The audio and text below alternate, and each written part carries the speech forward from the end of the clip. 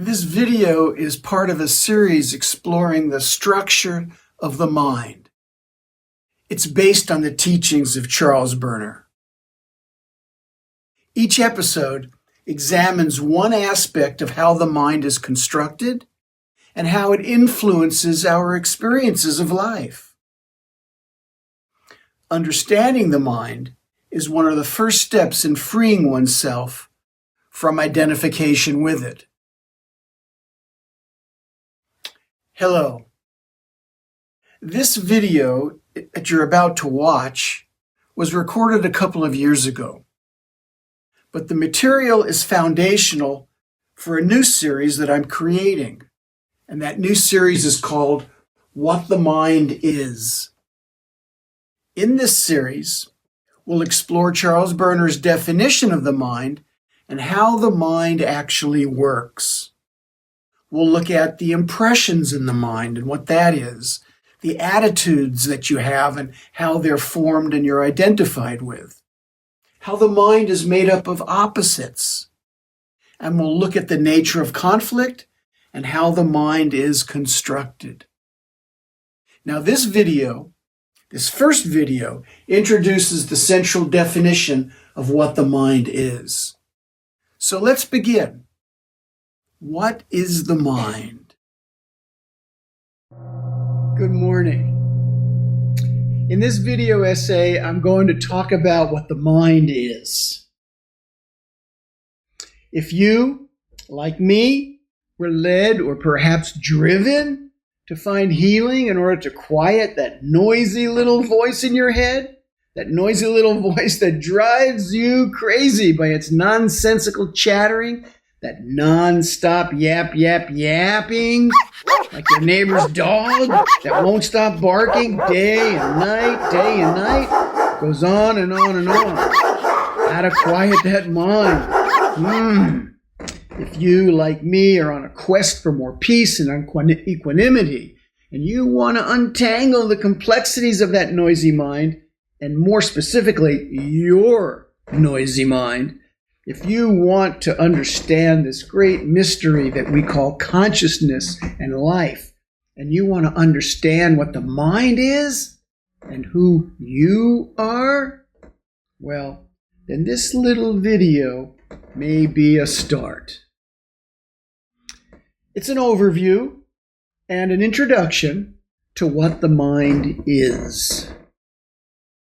And it was Charles Berner who taught this to me. I found his teachings so helpful in my pursuit of the truth, in fact, so helpful that I published several books by Charles Berner that are available on Amazon and PayHip. Right here are the links. Check them out if you're interested.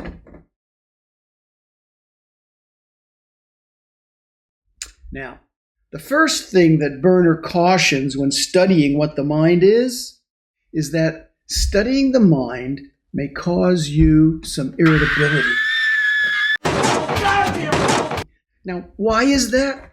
That's because the mind is involved in this process of having itself described. And since you're probably identified with the mind, that is, you think you are the mind, you may find yourself disagreeing or arguing with what I'm going to share. So, in the interest of creating some understanding, I suggest you just stay open. You don't have to agree. You don't have to disagree. Just stay open to understanding what I'm sharing. This is what Berner says as a good definition of the mind. The mind is all the impressions and their combinations that you make from a fixed attitude. That's a good working definition, he says. The mind is all the impressions and their combinations that you make from a fixed attitude. So, there's a lot to unpack there. There's a lot of words there that we want to get clear on. We want some clarity on what these words are. We want some understanding and respect to what these words mean and how they comprise this particular definition. The first thing we need to understand is the word you. From your perspective, it's you. From my perspective, it's me. So, what are you and who are you?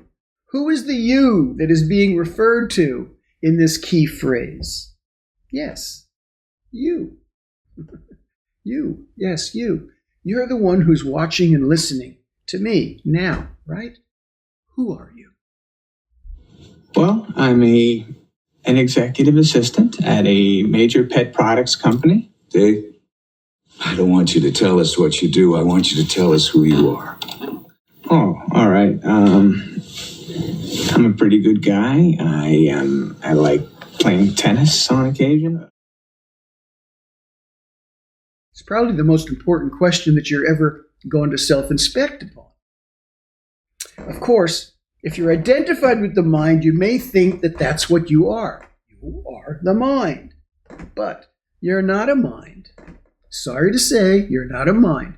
You have a mind, like you have a car.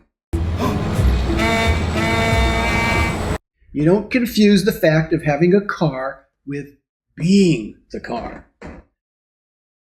Do you do that? No. You use the car like you use your mind or the intellect.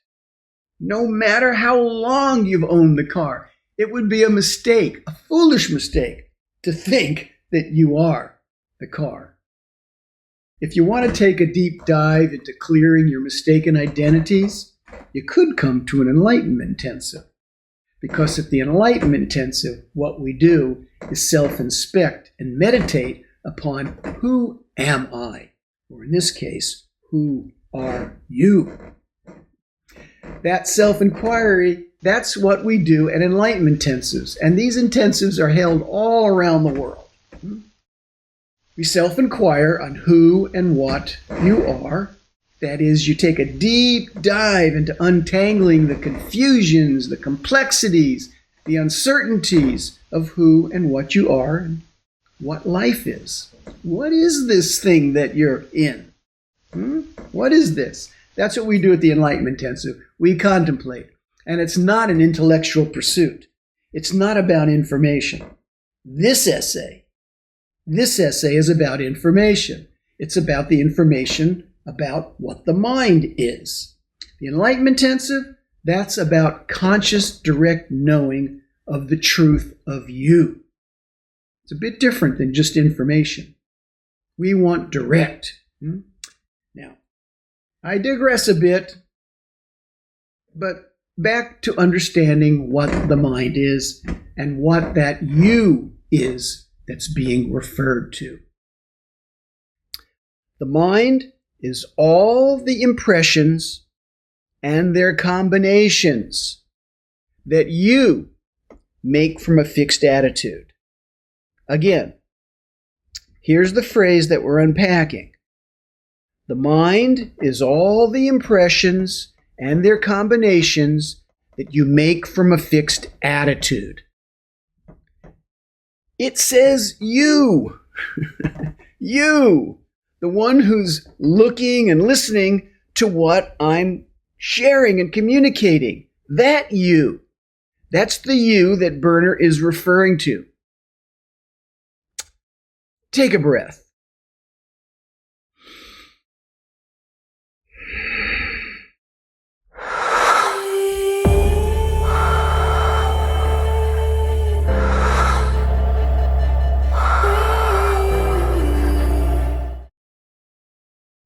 We've come to the end of part 1. In part 2, we'll continue diving deep into what the mind is. I'll see you there. Thank you for listening.